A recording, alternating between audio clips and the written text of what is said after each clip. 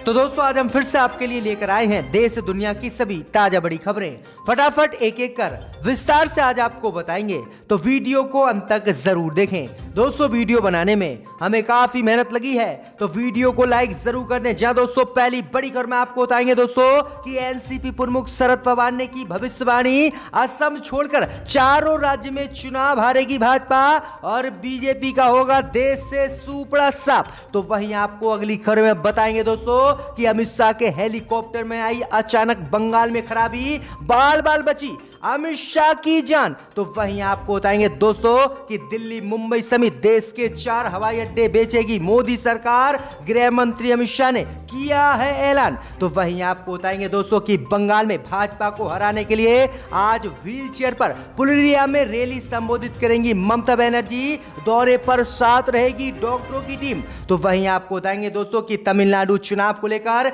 एआईएडीएमके ने जारी किया घोषणा पत्र, हर परिवार के एक सदस्य को सरकारी नौकरी और 6 एलपीजी सिलेंडर फ्री देने का किया है वादा। तो वहीं आपको बताएंगे दोस्तों कि उत्तराखंड के सीएम रावत ने भगवान राम से की मोदी की तुलना, कहा आने वाले समय में पीएम मोदी की होगी पूजा।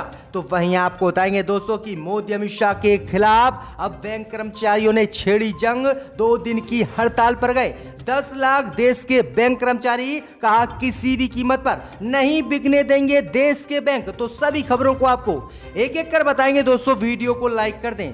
इसी बीच बट दोस्तों पहली खबर की ओर जो बड़ी खबर सामने निकल कर आ रही दोस्तों कि एनसीपी प्रमुख शरद पवार ने की भविष्यवाणी, असम छोड़कर चारों राज्य में चुनाव हारेगी भाजपा। जहां दोस्तों आपको बता दें कि एनसीपी अध्यक्ष शरद पवार ने दावा किया है कि असम को छोड़कर भारतीय जनता पार्टी बाकी 4 राज्यों में चुनाव इस बार हारेगी। उन्होंने कहा है कि 5 राज्यों में चुनावों के रुझान से देश को एक नई दिशा मिलेगी और केंद्र में भाजपा की सरकार आने वाले समय में गिर जाएगी और भाजपा का पूरा देश से सूपड़ा साफ हो जाएगा। वहीं आपको बता दें कि महाराष्ट्र के पुणे जिले के बारामती शहर में संवाददाताओं से बातचीत में पवार ने चुनावी राज्य पश्चिम बंगाल में शक्ति का दुरुपयोग करने के लेकर मोदी सरकार की आलोचना की। उनका कहना है कि असम के अलावा अन्य सभी चुनावी राज्यों में भाजपा को हार का सामना करना पड़ेगा और उन राज्यों में दूसरी पार्टी और कांग्रेस सत्ता में आएंगी। वहीं आपको बता दें कि इससे पहले भी पश्चिम बंगाल का ओपिनियन पोल आ चुका है। पश्चिम बंगाल में एक बार फिर से ममता बनर्जी की सरकार बननी है, लेकिन भाजपा लगातार दावा कर रही कि वह 200 सीटें जीतेगी।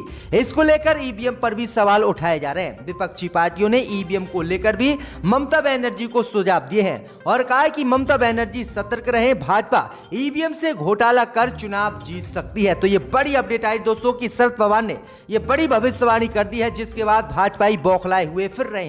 इसी बीच बट दोस्तों अगली खबर की ओर तो अमित शाह के हेलीकॉप्टर में अचानक आई तकनीकी खराबी, बाल बाल बची अमित शाह की जान। जहां दोस्तों आपको बता दें कि गृह मंत्री अमित शाह पश्चिम बंगाल और असम के 2 दिवसीय दौरे पर हैं। बंगाल के खड़गपुर में उनके हेलीकॉप्टर में अचानक तकनीकी खराबी आ गई, जिसके बाद गृह मंत्री अमित शाह की जान बाल बाल बची है।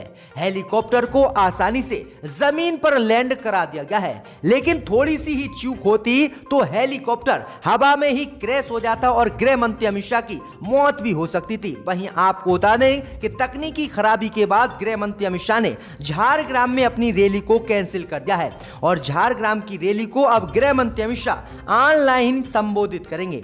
दरअसल आपको बता दें कि शाह सोमवार को 2 दिवसीय दौरे पर थे और वह झारग्राम के अलावा रानीबंद में जनसभाओं को संबोधित करते।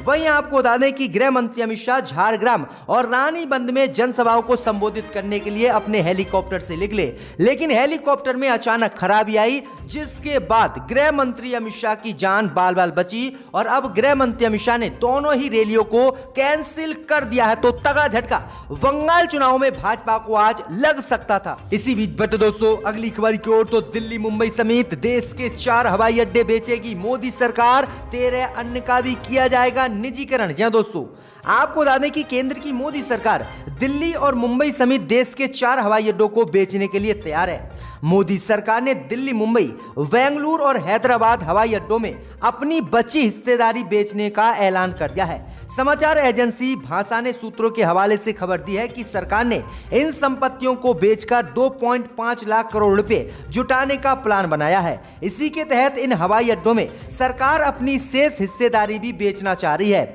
इन हवाई अड्डों का सरकार ने पहले ही निजीकरण कर दिया था।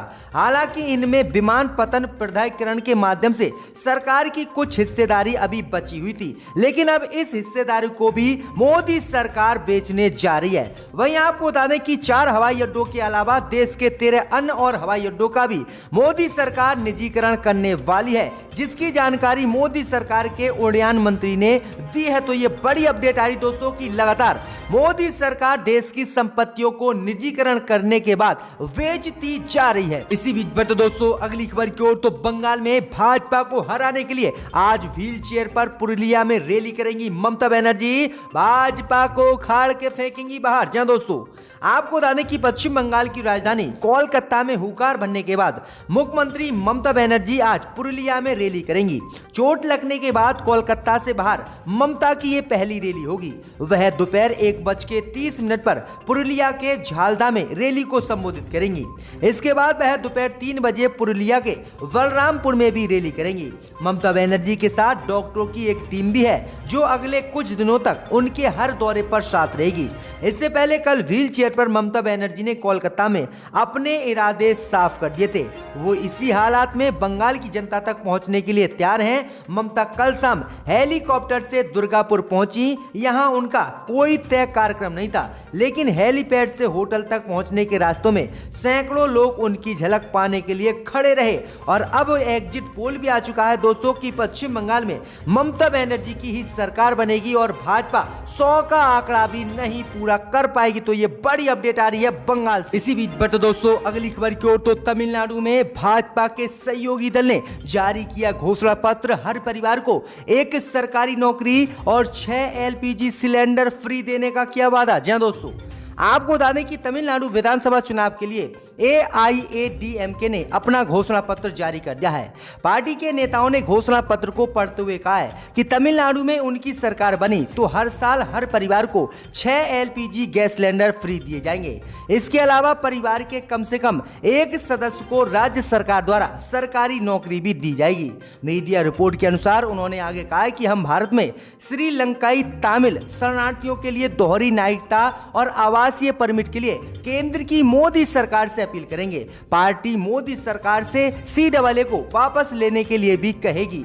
आपको बता दें कि बीते शनिवार DMK ने तमिलनाडु विधानसभा चुनाव के लिए अपना घोषणा पत्र जारी किया था। DMK ने राज्य में सरकार बनने पर विद्यार्थियों को मुफ्त में डाटा कार्ड के साथ कंप्यूटर टैबलेट देने का वादा किया था। साथ ही DMK ने अपने घोषणा पत्र में 75% नौकरियों को स्थानीय लोग के लिए आरक्षित करने के लिए भी कानून बनाने का वादा किया था।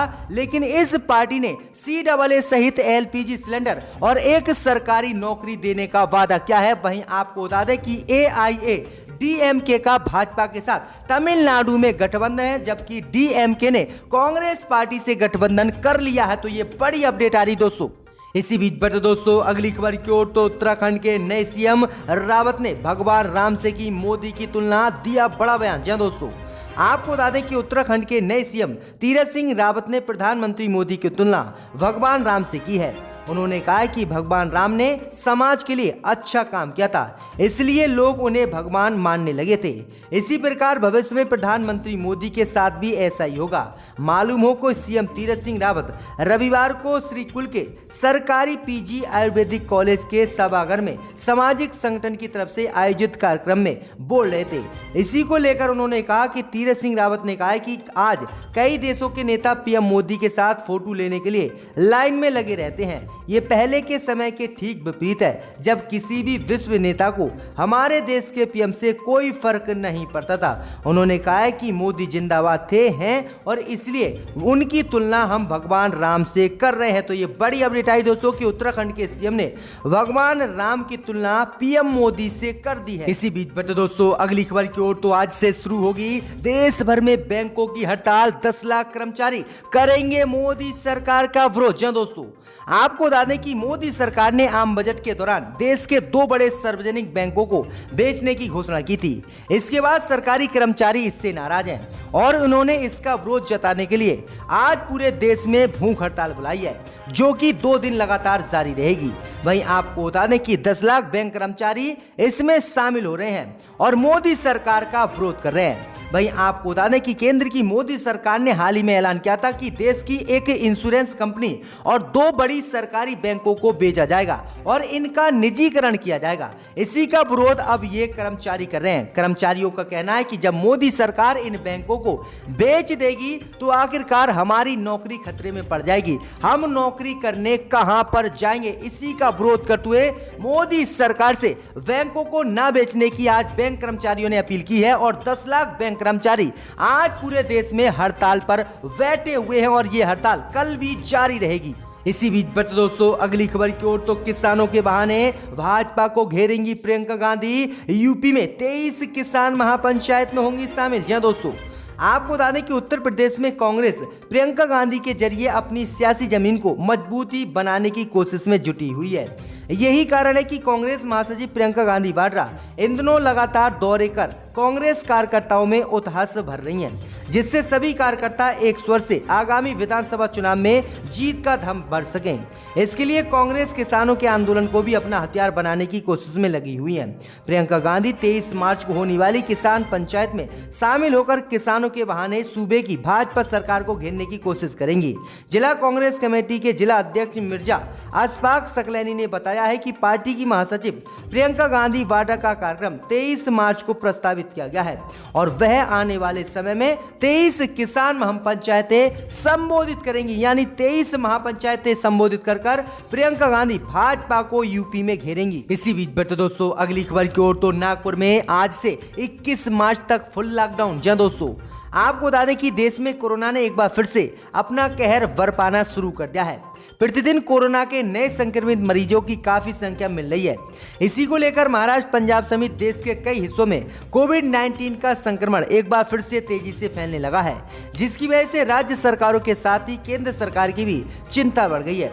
सबसे ज्यादा केस महाराष्ट्र में सामने आ रहे हैं और इसे लेकर महाराष्ट्र के कई जिलों में लॉकडाउन लगा दिया गया है। नागपुर में आज से 31 मार्च तक पूर्ण लॉकडाउन घोषित कर दिया गया है।